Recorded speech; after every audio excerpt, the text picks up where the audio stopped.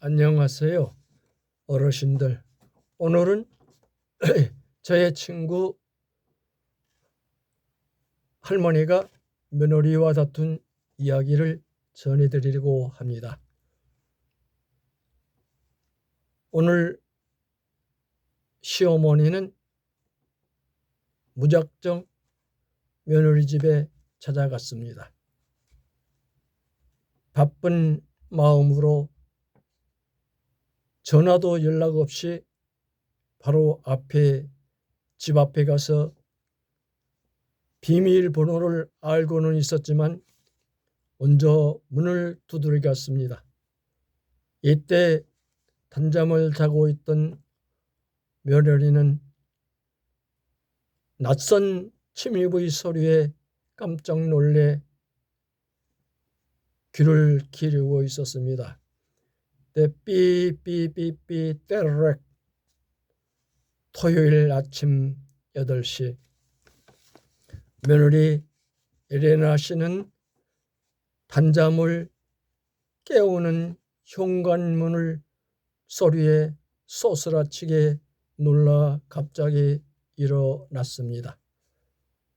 남편은 아직도 세상 모르고 자고 있었지만 엘레나는 본능적으로 이불을 목 끝까지 끌어올렸습니다. 예고도 전화 한 통도 없었습니다. 하지만 엘레나 씨는 누군지 알 것만 같았습니다. 아유, 아직도 자니? 해가 중천인데. 시어머니 영자 씨였습니다. 엘레나의 심장이 쿵쿵 뛰었습니다. 엘레나의 고향에서는 부모님이라도 자녀의 집에 올 때는 반드시 며칠 전에 약속을 잡습니다.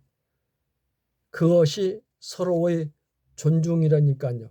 하지만 영자 씨에게 아들 집은 곧 내 집과 같았습니다. 영자 씨는 거실에 들어오자마자 가방을 내려놓고 곧장 부엌으로 향했습니다. 어느 가족의 시어머니와 똑같은 한국 사람의 생활이었습니다. 싱크대에 쌓인 컵 2개를 갑자기 바라보며 영자 씨는 혀를 꾹 차더니 곧바로 고무장갑을 꼈습니다. 달그락거리는 소리, 청소기가 돌아가는 소리에 엘레나의 주말 아침은 산산조각이 나고 말았습니다.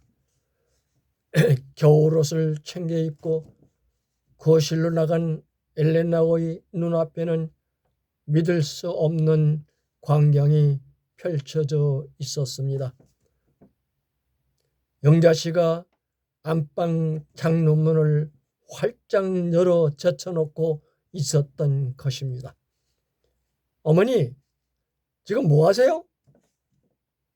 엘레나의 서툰 한국어에 날카로운 가시가 돋쳐 있었습니다. 아니, 겨울이불이 아직도 나와 있길래 정리해서 넣으려고 한다. 영자 씨는 며느리의 속옷 서랍이 있는 장롱 아랫간을 아무렇지 않게 열며 말했습니다. 엘레나는 참았던 숨이 더 막히는 기분이었습니다. 그곳은 그녀의 가장 사적인 공간이었기 때문입니다. 아무리 가족이라도 허락 없이 열어서는 안 되는 금기의 영역이었기 때문입니다. 어머니, 제발요. 이건 제 프라이버시예요. 제발 받아주세요. 엘레나는 달려가 장롱문을 쾅 닫으며 영자 씨의 손을 막았습니다. 영자씨의 눈이 흉그레해졌습니다.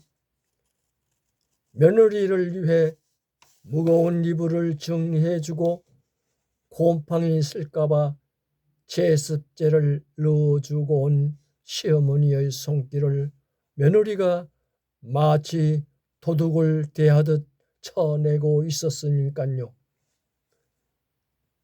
너는 네가 남이니? 시애미가 며느리 살림 좀 도와주는 게 그렇게도 끔찍해? 영자씨의 목소리가 떨렸습니다. 섭섭함이 파도처럼 밀려왔습니다. 도와주시는 게 아니라 침범하시는 거예요. 연락도 없이 오셔서 제 물건 만지는 게 저는 너무 힘들고 속상해요. 그날 영자씨는 싸온 반찬통을 식탁 위에 덩그러니 남겨둔 채 뒤도 돌아보지도 않고 집을 나가 버렸습니다. 닫힌 현관을 문을 뒤로 하고 정적만이 무겁게 가라앉았습니다. 그날 이후 2달 동안 영자씨는 며느리 집에 발길을 끊고 말았습니다. 속이 너무 상했던 것입니다. 남편이 중간에서 중재하려 했지만 엘레나도 이번만큼은 물러서지 않았었습니다. 내 공간, 내 시간을 지키는 것은 엘레나에게 있어서 생존의 문제였으니까요. 그러던 어느 날 엘레나가 심한 몸살 감기에 걸렸습니다. 남편은 출장을 갔고 낯선 타국에서 혼자 꿍꿍 앓아 누워 있었습니다. 목이 붓고 몸이 몹시 아파 물 한 모금조차 넘기기가 힘들게 되었었습니다. 이때 초인종이 울렸습니다. 띵동땡. 비밀번호를 누르는 소리가 아니었습니다. 엘레나는 아픈 몸을 이끌고 인터폰을 확인했습니다. 현관 앞에는 영자씨가 서 있었습니다. 그녀는 비밀번호를 알고 있었지만 누르지 않고 기다리고 서 있었습니다. 엘레나가 문을 열자 영자씨는 쭈삣거리며 현관 앞에 섰습니다. 신발을 벗고 들어오지도 않은 채 보온병 하나를 내밀었습니다. 애비한테 들었다. 많이 아프다며? 이거 전복죽이다. 비밀번호 알지만 내가 싫어할까봐 배를 눌렀다. 그냥 문 앞에 두고 가마. 영자씨의 뒷모습이 전보다 훨씬 작아 보였습니다. 엘레나는 멍하니 보온병을 바라보았습니다. 쓸쓸히 뒤도 돌아보지 않고 가시는 시어머니의 모습은 너무나도 마음이 아팠던 것입니다. 죽을 한 숟가락 뜨자 따뜻한 온기가 식도를 타고 내려가고 얼어붙었던 마음을 건드렸습니다. 문득 식탁이 2달 전 영자씨가 두고 갔던 반찬통이 눈에 들어왔습니다. 그때 영자씨가 열었던 장롱 속에는 며느리가 혹시나 여름 장마에 옷을 망칠까봐 사왔던 고급 제습제와 방향제가 덩그러니 놓여 있었습니다. 엘레나는 그제야 깨달았습니다. 그녀의 문화에서, 미국식 문화에서 사랑은 상대를 존중하며 거리를 지켜주는 것이었지만 한국 즉 시어머니의 문화에서는 사랑은 경계 없이 스며들어 챙겨주는 정이었다는 것을 알게 되었습니다.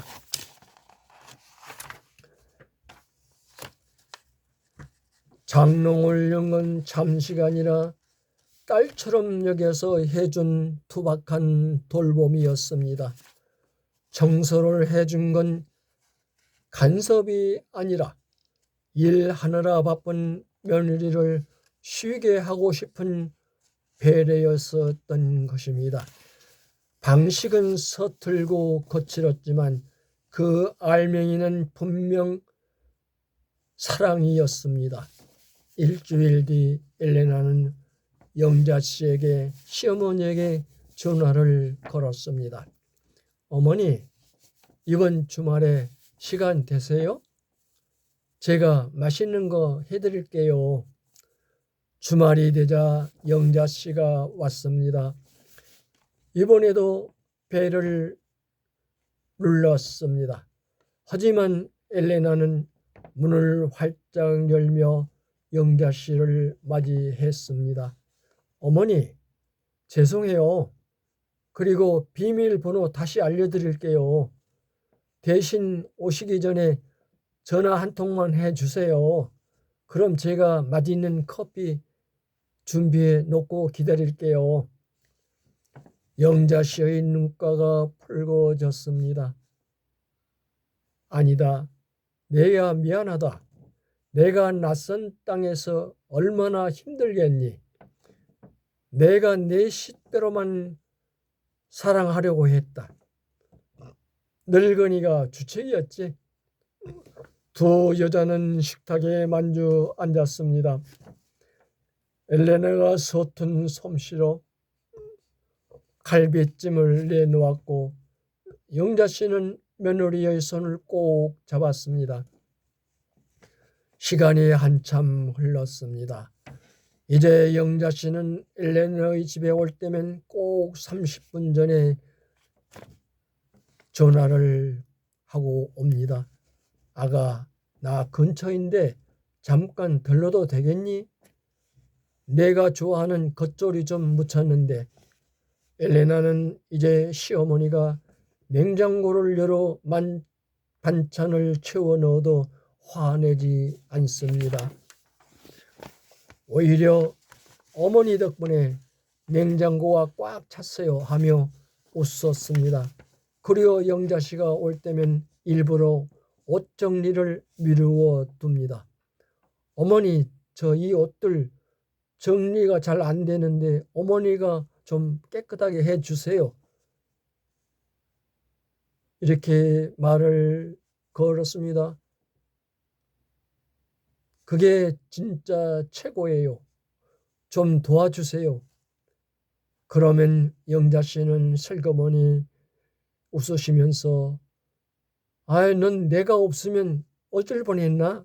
라고 찜짓타박하면서도 입가에는 뿌듯한 사랑과 아름다운 그리고 사랑스러운 미소가 번졌습니다.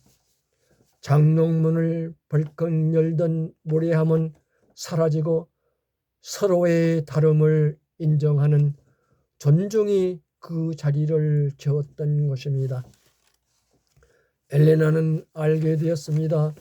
때로는 예의 바른 노크보다 불쑥 들어와 등을 두드려주는 한국식 정이 더 따뜻할 때가 있다는 것을요. 두 사람 사이에는 이제 국경도 나이 차도 없었습니다.